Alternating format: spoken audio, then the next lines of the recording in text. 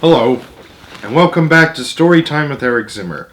Where we last left off in the Trumpet of the Swan, Louis and Serena finally left Philadelphia and were heading back to Montana.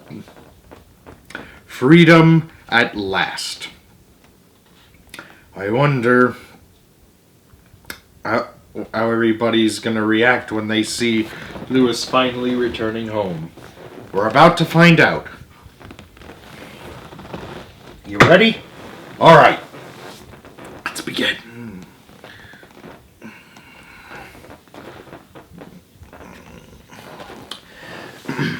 Chapter 20. Billings.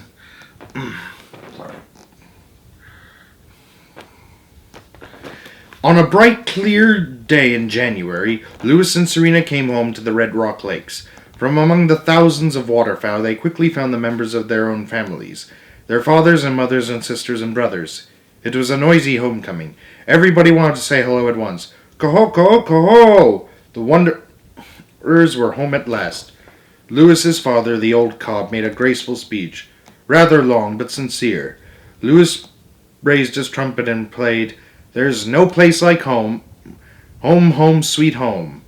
There was a great deal of gossip among the waterfowl about Louis's having persuaded Serena to be his wife.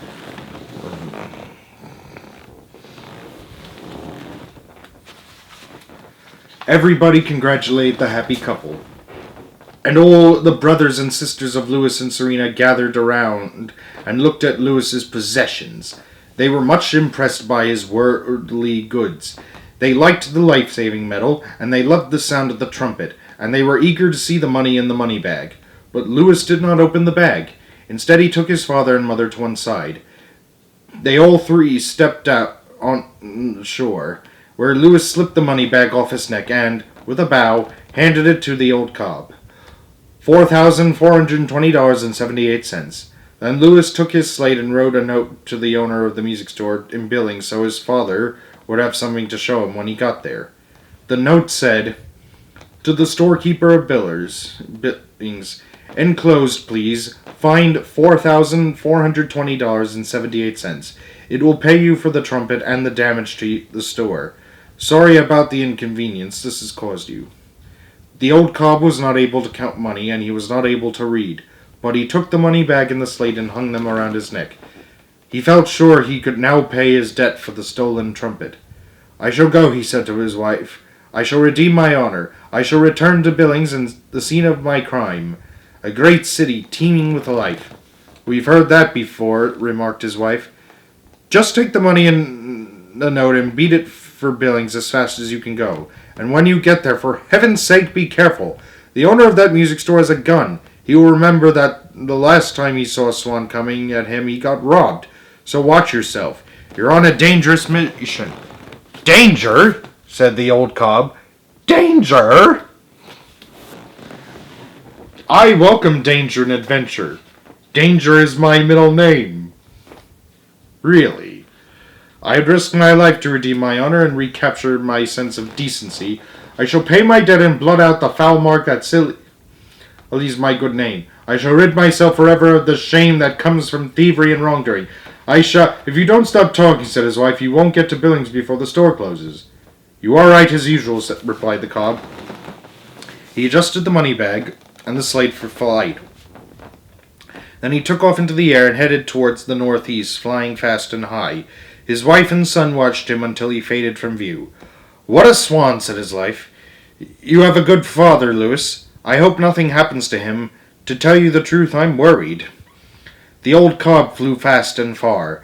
When he spied the churches and factories and shops and homes of Billings, he circled once, then began his downward glide, straight for the music store. "My hour has come," he said to himself. "My moment of truth is at hand. I shall soon be out of debt, out from under the cloud of shame and dishonor that has cast a shadow over my life for these many months." The cob had already been seen by people down below.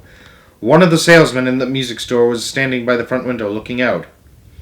When he saw a big white bird approaching, he yelled to the storekeeper, "Large bird approaching! Get your gun!" The storekeeper grabbed his shotgun and raced to the sidewalk. The cob was low in the sky, gliding straight for the store.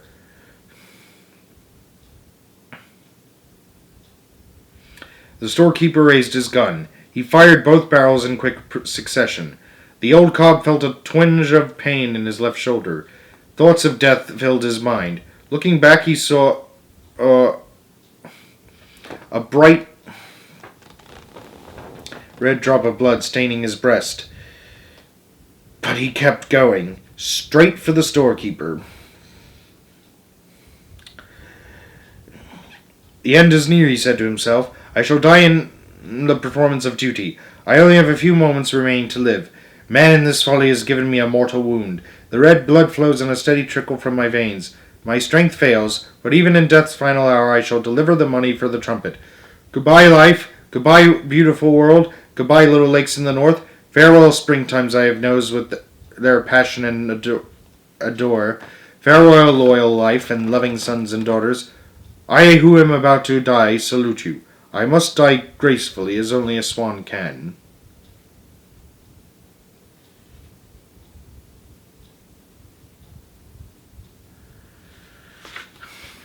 With that, he sank to the sidewalk, held out the money bag and slate for the astonished storekeeper, and fainted away at the sight of his own blood. He lay limp on the sidewalk, to all appearances, a dying swan.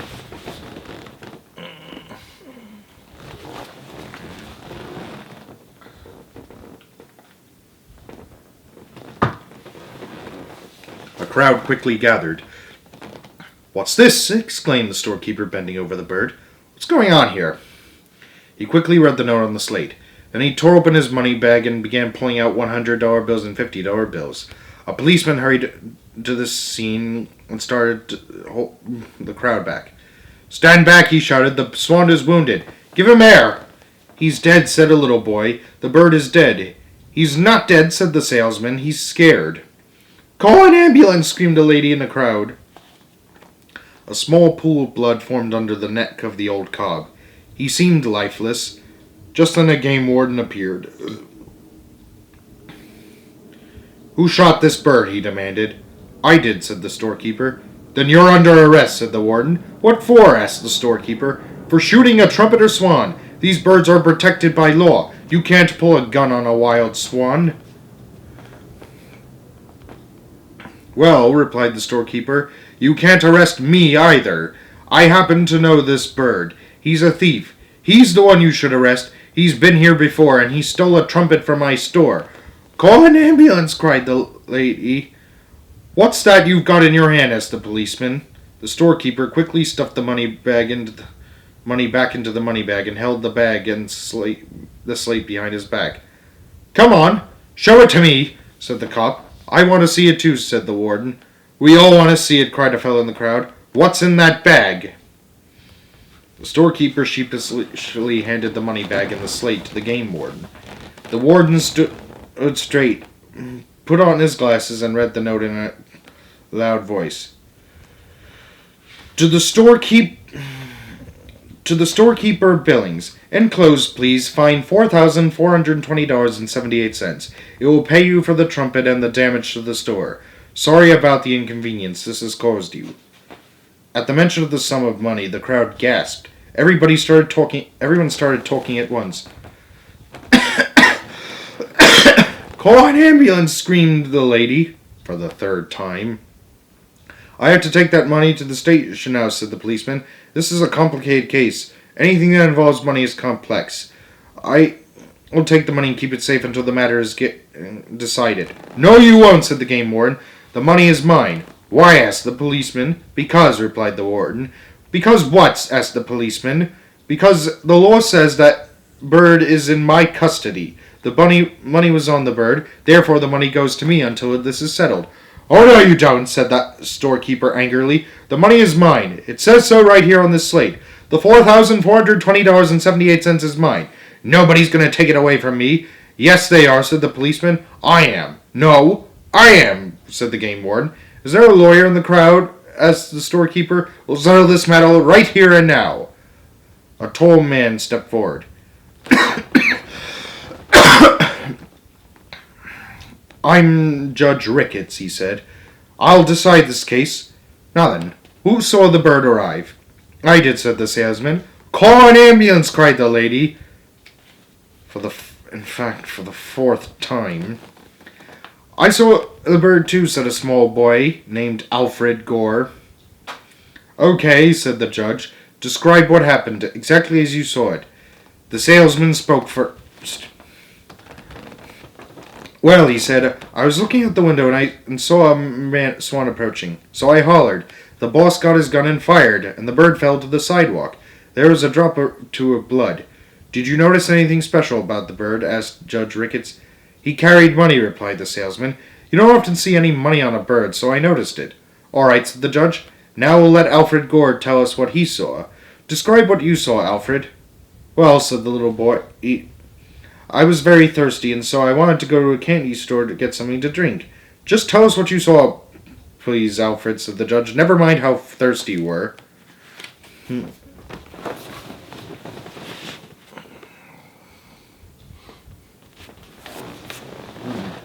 I'm getting pretty thirsty. I'm always pretty thirsty when I read. I was coming along the street, continued Alfred, because I was very thirsty. So I was coming along the street on my way to the candy store to get something to drink, and there, up in the sky, all of a sudden, there was a big white bird right over me in the sky, and he was sliding down out of the sky like this. Alfred held out his arms and imitated a bird. And so when I saw the big bird, I stopped thinking about how thirsty I was, and pretty soon this enormous bird, he was enormous, was on the sidewalk, and he was dead.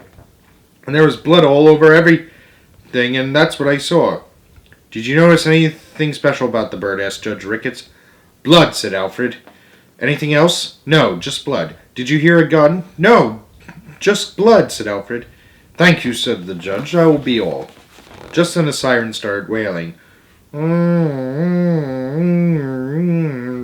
ambulance came screaming down the street. It stopped in front of the crowd. 2 men jumped out. They carried a stretcher and set it down next to where the swan lay. The old cop lifted his head and looked around. I have been at death's door, he thought, and now I think I am returning to life. I am reviving. I shall live. I shall return on strong wings to the great sky. I shall glide gracefully again on the ponds of the world and hear the frogs and take pleasure in the sounds of night and the coming of day. As he was thinking these pleasant thoughts, he felt himself being lifted. The ambulance attendants